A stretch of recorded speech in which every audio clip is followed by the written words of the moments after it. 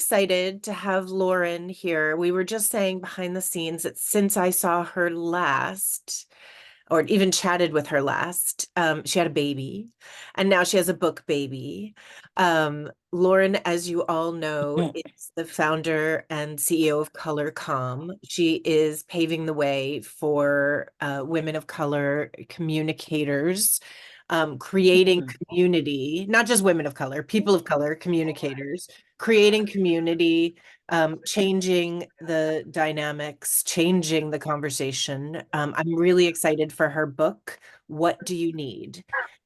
This is going to be a little bit of a different launch with the list. Lauren is going to take us through a workshop to ask ourselves and answer, what do you need?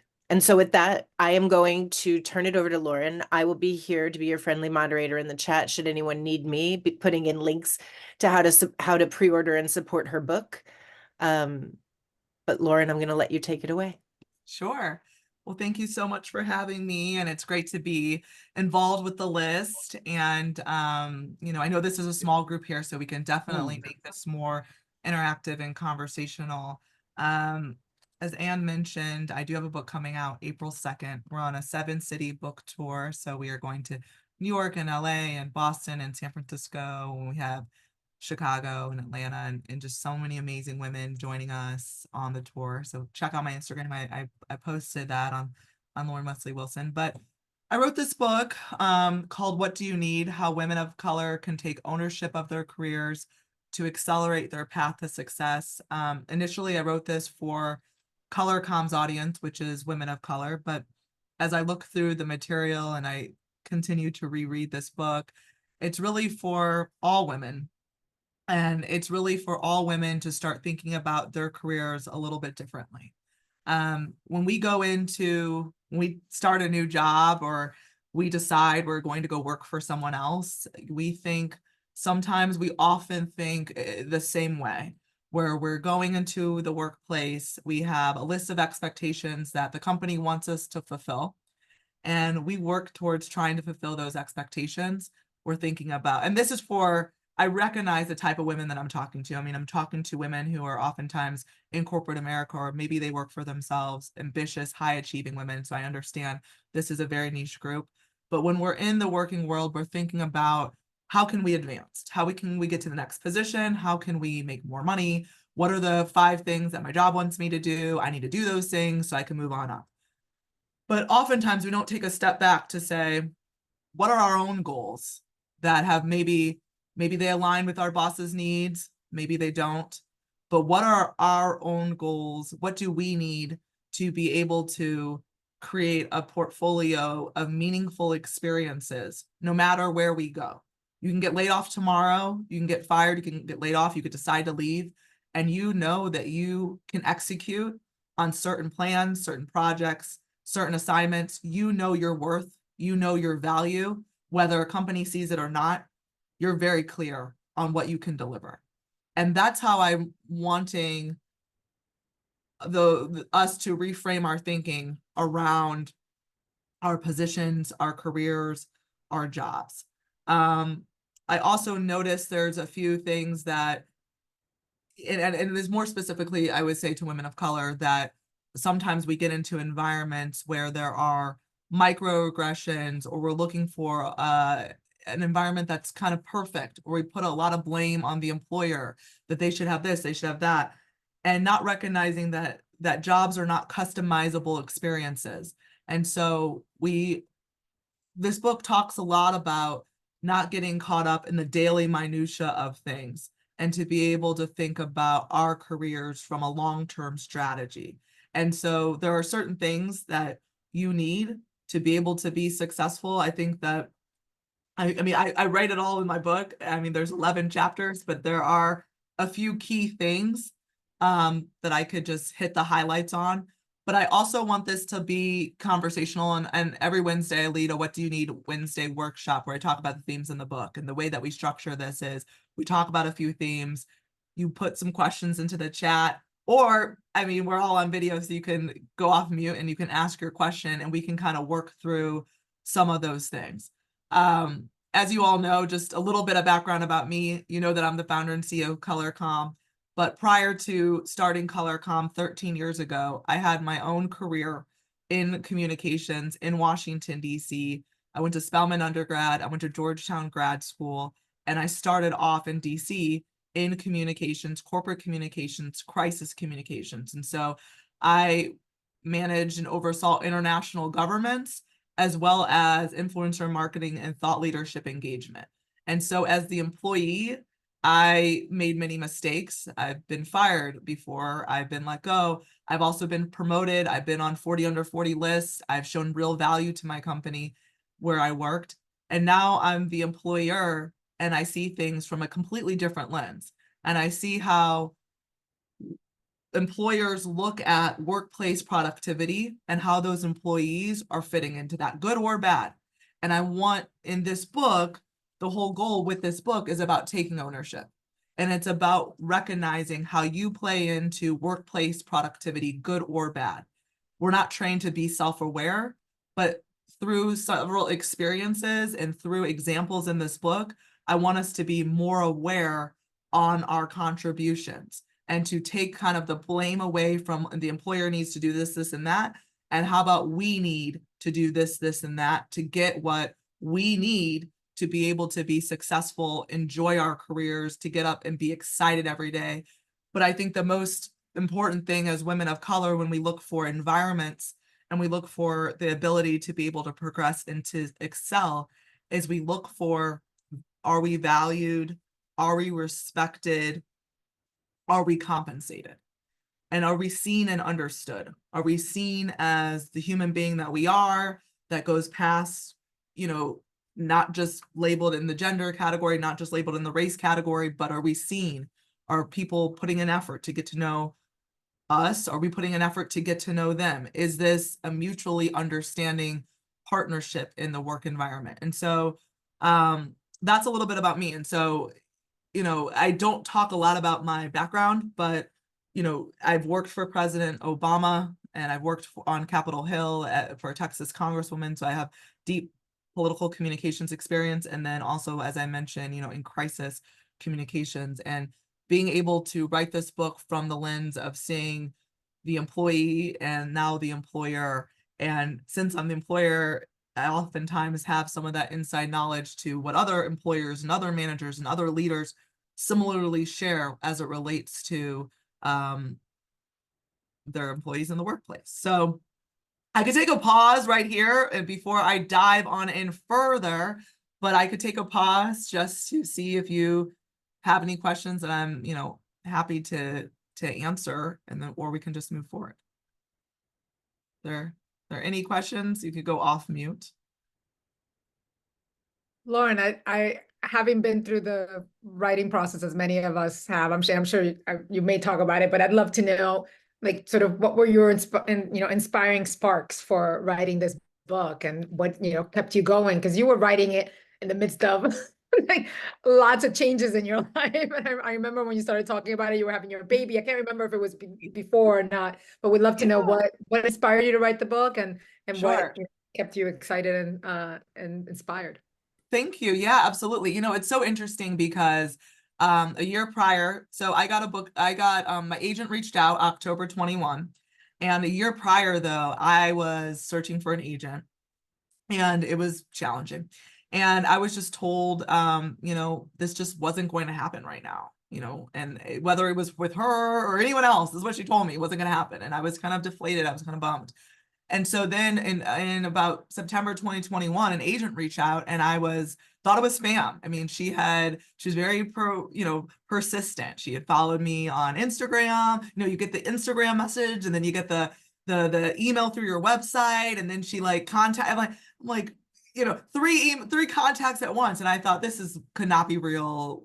You know, is this legit? You know, all that. And it turned out it was very legit. It was very real. And she had done her research, and somehow my name came across her desk, and she thought that I had a book in me. And I just was like, you know what? I felt the same way. You know, I tried to do this process a year ago. And so initially when I set out to write a book on, and the publishers bought, hopefully this is all off the record, seeing if any publisher is on the line. Okay, so initially I had decided to write a book on belonging, and it was and that was on the cusp of, the buzzword. Now it's everywhere. It's everywhere. It's everywhere. It's everywhere. But like, I guess in 2021, it was like on the cusp, and it was kind of just, my experiences in etc. Then after the publisher bought the book, I was like, we need to change it on belonging because everyone is talking about belonging, and that's not like fresh or hot anymore. And not only that, we really need to be talking about, it's not about me and my memoir, so to speak. It's really about others being able to kind of figure it out and navigate. And so the what do you need question is a question that started nearly 13 years ago when we started ColorCom. At our very first event, we asked you, what do you need? Because we're convening such this amazing group of people that hadn't been done before in this way. And much of the work that we do is very experiential. On paper, it could all sound the same. It's like, well, you hear this group, you hear that group. Aren't they all similar? They all sound similar. But I think what the feedback that we received is how different this was, because we were asking this question of what do you need? You go to networking events, you go to things, and what are we trained to do when we get there, when we're at these events? We are trained to go wait in line to the person who's speaking and go get their business card. We're not trained to ask our neighbor left and our right, who are you? What are you about? Have conversations with the people that you're sitting next to. We don't. We leave those people. We don't even know their name. And we go right up to the front. We stand in line, all for the speaker to tell us, go find me on LinkedIn. Well, why do I need to find you on LinkedIn? You're right in front of my face. Why do I need to go find you on LinkedIn? But there's so much untapped talent and resource that's going untapped. We don't even know who's in the room. And so we ask this question of what do you need? Because networking needs to be about a mutually beneficial experience, not so much about I need a job, all these things that I need, but you have something to give somebody else, and somebody else has something to give you, and we all can pay it forward. It's like a cyclical cycle that we all could pay it forward if we start having those conversations. And so we threw that question out there, and for 13 years that ColorCom's been around, we've always asked that question, what do you need? So just knowing that it's bigger than each individual selves, how can we collectively help one another? And so that's what inspired me. That's what kept me going. This book was written, before I knew, before me having a baby. I think when I had my baby in 2023, I think the hardest part was everything was going to be finalized right when I was delivering. So I was like, okay, let me move the timeline up. And then I still have the baby and everything messes everything. I moved the timeline up, and then I have the baby at the timeline. So everything was messed up. But I think it worked out. I think, definitely worked out. One of the hardest parts, I will say, was getting the endorsers, because the book was put to bed and I'm delivering, and they're, the publisher's like, who's going to endorse it? And I'm like, I don't know. It's the hospital, and I haven't asked anybody. And then everyone I asked said yes right away, and they really understood. So it felt like it was meant to happen. So I hope I answered your question. I know that was long perfect, long more than you cared to know, probably. That was amazing. And I've known you for a long time, but I learned a few things there, and certainly all the things that you're not told about the book publishing process. You're on book number 2. You're on book number 2, right? Yes. Oh and my God. I'm still learning, but there's other questions. Thank you, Lauren. Thank you. Yeah, I mean, kudos to you. You know how hard it is and all the work, and it's amazing you decided to go through it again. I mean, but that's the thing that they don't tell you, I think, too, is when you decide to write a book, I think it's helpful to have a plan. Like, I know in my heart that I don't want to just stop at book number 1. If I did, I wouldn't do all this work to begin with. Like, I know that there are more books out there, and that book number 1 is just helping me get to book number 2, and so I'm kudos to you. Otherwise, it's just so much. Natalia, I see that you have a question. Hi, Lauren. Firstly, congratulations on the expansion of your family. Thank And you. then, secondly, I put it in the chat, and I just wanted to make sure to amplify how grateful we've been at Pipeline Angels to, Oh, support, to work with, ColorCom and your colleague Gigi in terms of amplifying our applications in the past. And so I put the ColorCom website in the chat for folks who might, be interested in learning more. And then thirdly, I just wanted to take a moment to honor you and validate, what is that saying of like the preach, practicing what you preach, because you mentioned how easily those um the testimonials you were able to get, and you had just said right before sharing how easily that was, that networking needs to be a mutually beneficial experience. And it occurred to me that you've been planting these seeds, of these beautiful relationships, and the reason that it was so easy was because you had already created that, mutually beneficial experience, excuse me, for your network and for the collaborators who said yes to supporting you. And I just wanted to take a moment to thank Anne for, creating this amplification, and honor you for that. Literally, is the community that you have built, and I'm really excited that we're able to support you. oh, well, thank you. I so appreciate that. And yeah, I love the work that you do. And I know that we've been collaborators all these years, which has been awesome, us pushing out some of your work. And yeah, thank you for sharing that. I very much appreciate that. Thank you. Um, and I'm happy to talk about if anyone else, like I know that this wasn't necessarily the direction, but if anyone else has any questions about the book process, I'm always helpful. I mean, I'm always here to chat, because I know when I started in 2020, that process was so clandestine. No one wanted to talk about it with me. Nobody wanted to tell me. In fact, many people wanted me to pitch them first. Like, tell me what your idea is first before I make introductions to my agent. Like, tell me what your idea is first. Like, nobody wanted, I mean, I won't say nobody, I mean, but the very few people that I asked for help, it was just like, I can't tell you. But then once I got a book deal, oh, it was almost like I got welcomed to the club. I got the book deal. It came, I mean, they ripped that Band-Aid off, they opened the door, they all started talking. And when I got my book deal, I didn't know what I didn't know. And so I picked up the phone and I reached out to 15 authors who told me what they got paid. And I needed to know, like, was I being lowballed? Was I getting paid average? Was I above average? Like, I didn't know what I didn't know. And so I did appreciate those authors who were honest. We exchanged our numbers and I learned a lot. I learned what those deals were, and I was able to make like an informed decision on who I wanted to move forward with. But it's very like this special club, but I feel that I'm always wanting to help others and see, like, how can we save time, because we all have a lot going on. Do we need to make things harder for each other? I mean, we don't necessarily need to do that. We could pay it forward.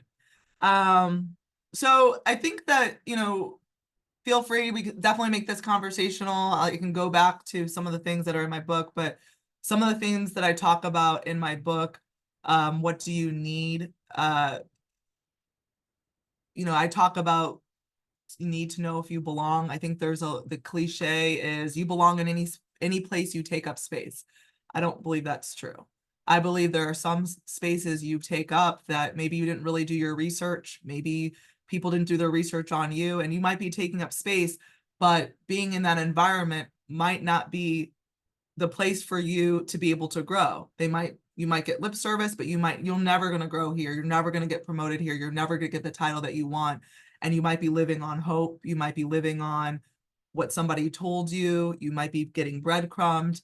And there's certain things that you need to be able to assess to see if this is a place that you belong, that transcend gender or race. There are certain principles. I talk about, that in my book. I talk about the need to increase your value.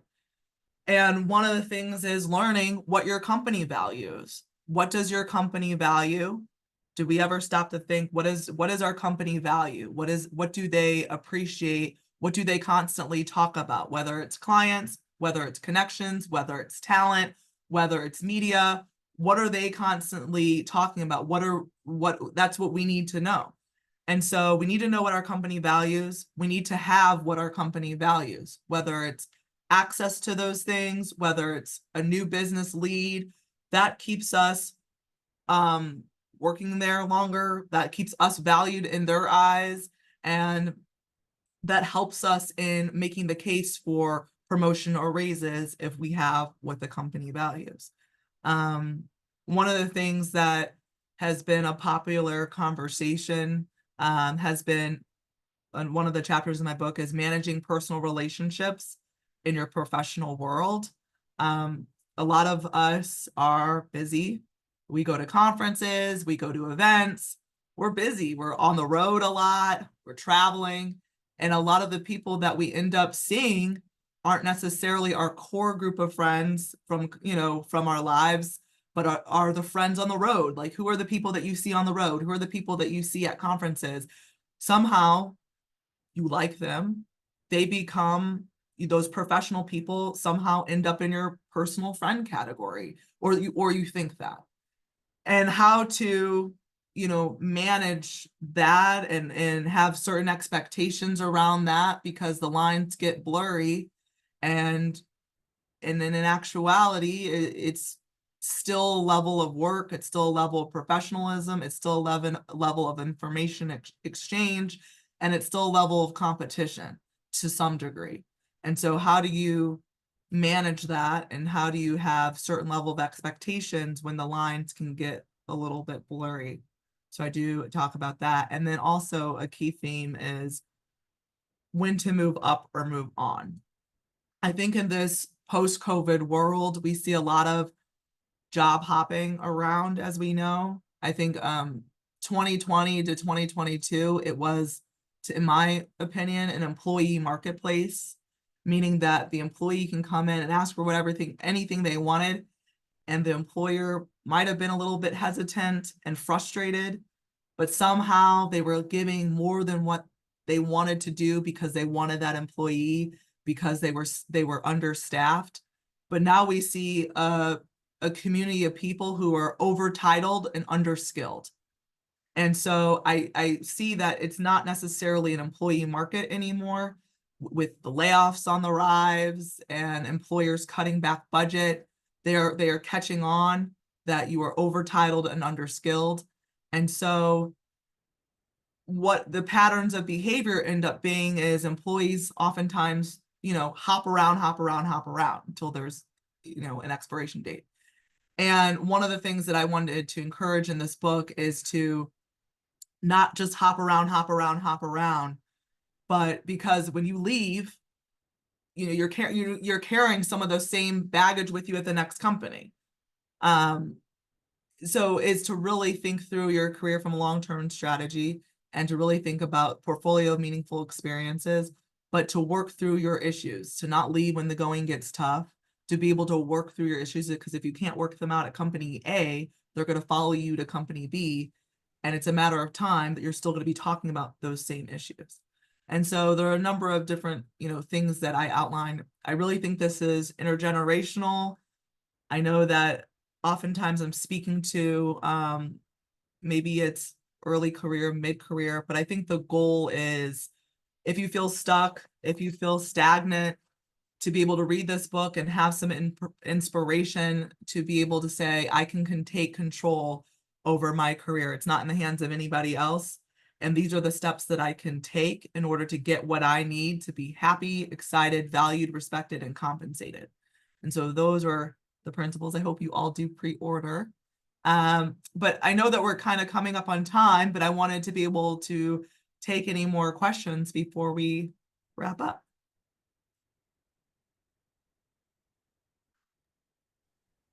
Lauren, I want to jump in and ask a question. I am so glad that people have sort of demystified the book process for you, because I think that that's absolutely right, that it feels like this complete black box when you are first starting. Like, nobody wants to tell you, there's so much gatekeeping.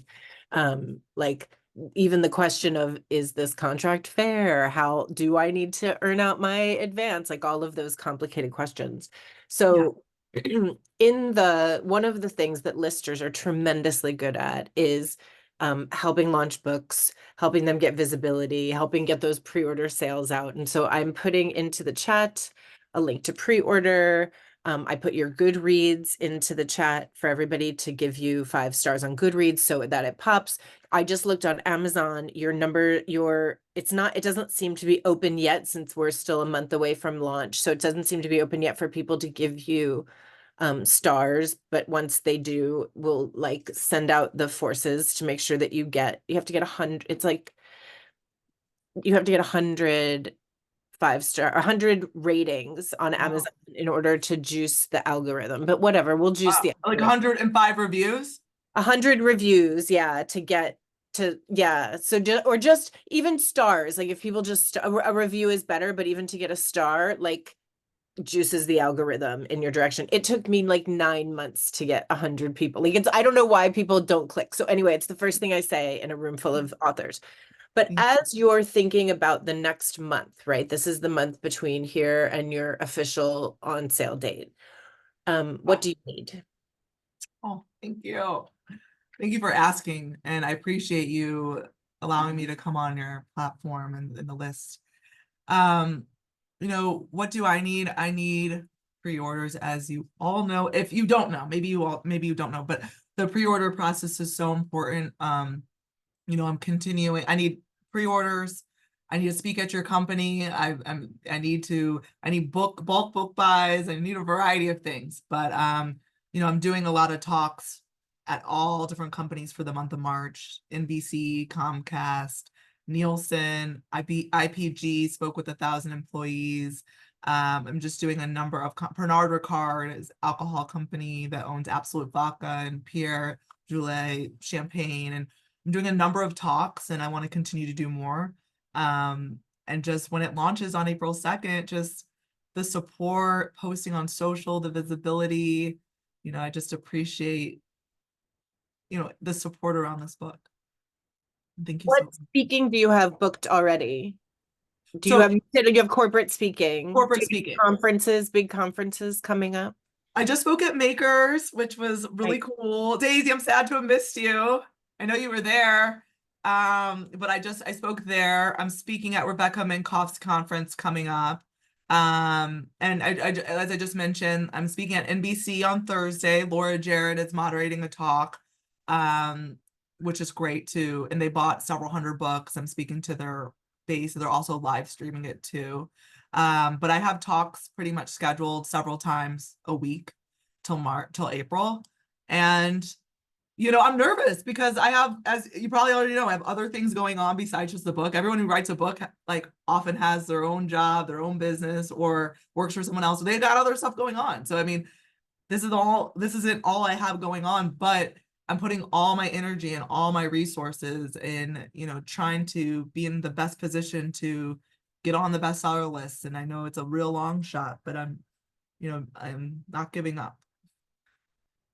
I'm not giving up. So I think that's amazing. I think you have a month. We've got your street team here on this call. I put it into the chat, pre-orders, corporate speaking, and bulk book buys. Those are like getting those bulk book buys are so key. how was your process, Anne? I know you wrote how was yours? Do you remember my girl different time? It was a different time back then. So yeah, my girl's turning 7 this year. She was launched on March 14th, and it was a snowstorm in New York City, and I had a big book party planned, and then we stayed at home and did we did Facebook Lives, like that's kind of so dated. However, I'll tell you, I know that you come from PR and corporate comms, so you know what moves the needle. But the one thing that Sally Krawcheck, whose book came out at the same time, that she said really moved the needle for her was LinkedIn. Interesting. And so I didn't have a ton at the time. I wrote a LinkedIn essay, and they'll give you Like the editors there have the ability to drive traffic to your essay if Oh, you wow. there's a woman on the list, Jessie Hempel, whose book is here, but she has a podcast on LinkedIn also, so she might be able to help unlock some of that LinkedIn power for you. Okay, LinkedIn. That makes a lot of sense because it's a business book, and that was right up my alley. So LinkedIn helped move the needle. Just Yeah. beyond her own posts, but just like other groups and other things like that. She said at the time LinkedIn they had the weekend essay, which I don't think they have anymore. Okay. But the editors at LinkedIn do have some magical powers. Okay. So see what you can do about getting those, like seeing if you can be part of something they're doing, some initiatives that they're doing to Okay. boost. Yeah, that's occasionally been helpful. Yes, Angela's ordering. Good, right? Awesome. Thank you all. Every individual book sale helps. It helps more than, as you probably already know, than the bulk buys. Every individual sale helps. Thank you, Anne, for that. I have one more question for you, while we have you, because I'm so interested. I love how you are paying it forward to the next generation that's coming up. But I'm so interested to hear about who mentored you. Like who was the person who, I don't know, who helped light the way for you? I have so many people. I could not point to just one. I mean, and it's just all different categories. I would say like there's a woman, so on the conference end, there's so many people who helped me like do a conference that's profitable, that allows me to deal with sponsors. I faced a lot of challenges when I was younger because I was in spaces where people were more senior and experienced. So saying no and pushing back was really hard to do. But there were women who came before me.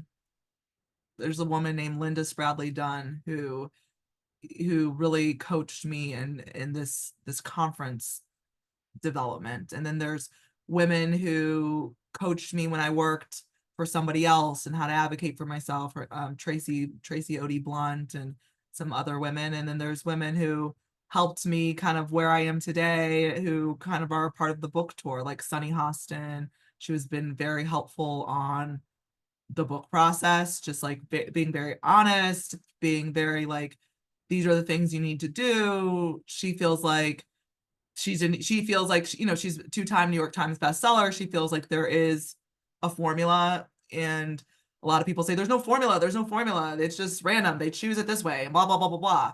But I think like she's been very helpful to share. I mean, and there's other, and April Ryan and so many other women who've been able to be like supportive and just share. And I think you know, there's, and then, you know, and that's how I mean, I feel that I'm willing to do the same. Like, I don't think there needs to be competition, individual competition. We're all in different lanes. And even if we weren't, it's just how we grow. Like, we're not going to grow by just working in a bubble by ourselves. We're going to grow through access to information and to be able to execute and implement the information we have to be able to be better. We're just not going to grow being in a bubble. So true. Absolutely true. I want to give everybody a chance to like benefit from your brilliance while we have you here. But I just want to say I'm so grateful to have you in our community, to have you here, sharing with us today. I really, supporting book journeys is one of my favorite things to do, and one of my favorite things for the list to do, because because it is so hard and it has so many moving pieces. But I'm so grateful for you today, and like your clean desk and your beautiful plant. So to move everything out the way. It's not that clean. I moved the taxes out of the way before we got on the session. Everybody, clean desk. Rule number 1. Clean desk. Well, Lauren, yeah, yes. this is Natalia. It was so helpful to learn more about your founder journey. And what really surfaced for me is, as you're being this first user founder, that those prompts that you started us off with, that the framing of, like, I of course wrote it down because it was so powerful. You said, are we valued? Are we respected? Are we compensated? Are we seen and understood? And you also mentioned this is a mutually understanding relationship in the work environment. Those also felt helpful prompts when deciding to join organizations, communities, networks, and so I was curious, one, in terms of your thoughts regarding, you know, in the building of ColorCom, you were answering that for yourself, right? And so just any thoughts in terms of, because I know that the list, there are a lot of community builders and Yeah. ecosystem leaders. And my two thoughts are, one, well, like any thoughts you have on that, and then two, that this book, and even in terms of answering the question that Anne prompted, what do you need, connecting you with, community, um, folks who could invite you also to share this very powerful and important message that can also be applied to, someone who's a member, right? Or who's thinking about joining a network or a community. Yeah, I mean, I think that I want to empower us to ask. We, sometimes as women of color, don't want to ask for too much. And I know I face that myself, where it's like, people are doing enough for me. I don't want to ask for a lot. I don't want to ask for anything, but we need help. I mean, there are things that we need, and the only way we're going to get those is if we ask. And it's how we ask, it's when we ask, it's what we're asking. It's a lot of those things, and being able to quantify that, because sometimes it's not a problem. Asking for something isn't a problem, but maybe it's not the right timing. Maybe it's what you ask for isn't the problem, but it's how you asked for it. It's maybe it's a frequency of your asks, and you don't realize that, you ask for one thing and now you're asking for 10 things from the same person, and, or you're asking for it every other hour or something, so it's just being able to think through, like, what are your needs, understanding it's a delicate dance. A lot of this is nuance. A lot of it becomes about timing. It becomes about how we execute it, how we say it, but having that guidance, so that, I mean, the goal is, if you ask for what you need, you want to get what you need. That's the goal. I mean, you might not get everything, but you want to get some things. Otherwise, why did you ask for it in the first place? You built up the courage and the stamina to go ask, and you're hoping that either you will get what you need, or you eventually will. May not happen this moment, but you eventually will get what you need. Thank you, Lauren. Yeah. Is there anything else before we? I'll say something real quick. Hey, Yeah. Lawrence, Pollyanna. Hello. So I'm a part of your community ColorCom, and like everything you just said was spot on, because I do feel like, people ask for community, they join your community, and then, one, and this is any community, one might expect, what can you do for me? How can you help me? But really, you have to be a participant in your own success. Yeah. And so how I've leveraged the community is not just, attending the Zoom calls and, whatnot, but also like following up and scheduling virtual calls. And like I have so many beautiful friendships as a result of the ColorCom community. Oh, Like great. I actually call my sisters, but it's because I played an active role in fostering those connections. So I Yeah. thought everything you just said was so spot on. It is a delicate dance, and also like it's a patient one too, right? You're not going to be great friends off the bat. It's, it's touching base, seeing how people are feeling, and, how can you support them? So thanks for creating a great community. I'm having a blast. Thank you. Thank you. And just to add to your point, I think when you join any community and you're getting involved, I think it's about, like, sit back, see how the community works first, just kind of see how it works, and start to participate before you like join on day one and say, give me all these things from this community. I want. I mean, it just, it is this, delicate dance. And just to even add, I remember years ago, we had a member join ColorCom, and, this is this is an interesting story. She joins ColorCom. A month later, she wants to quit. And I think the director of operations person at the time had said, well, why do you want to quit? And she's like, well, I haven't got anything out of it. And she's like, well, did you go to the programming? She's like, no, I haven't had time. Did you reach out to the board? No, I haven't. So it was like all these questions that they had asked and she hadn't done. Well, of course you hadn't, because you hadn't been able to do it all in 1 month. And so magic doesn't just happen overnight. You have to participate in that community, kind of see how it works before you can get what you need from that community. If you're not really a part of the community, just coming and asking for things isn't going to help you or the space that you're in. And I think there's also something to be said that communities do exist, but I think individuals are just not doing their due diligence, right? Like I have a lot of friends who think that they're, they have to do it alone. There's no one to help them. But I mean, there are definitely pockets of, there's so many Facebook groups, what I mean, that you can join. Like I there's moments where I feel alone, but I'm never lonely, you know what I mean? So yeah, the community that, you and Anne have created have been, I mean, you just cannot even put into words like the benefits of creating this group. Yeah, I think people also they don't know what they don't know, and that's why I think it's also, important, like when you invite people in, that they are kind of sharing the same values. And I think that's just transcends whether it's a membership community or even where you work. You're hoping that even where you work, if you can connect on nothing else, you can connect on the fact that you chose to work here. You chose to be a part of this group. So you chose to hopefully be value aligned. Sure. All right. Anything else? I know we got to wrap. I'm actually headed on a LinkedIn Live. I love this. Thank you so much. I nodded along. We will share the recording with everybody, and we will get everybody out there supporting, pre-ordering, booking you for speaking, bulk book buys.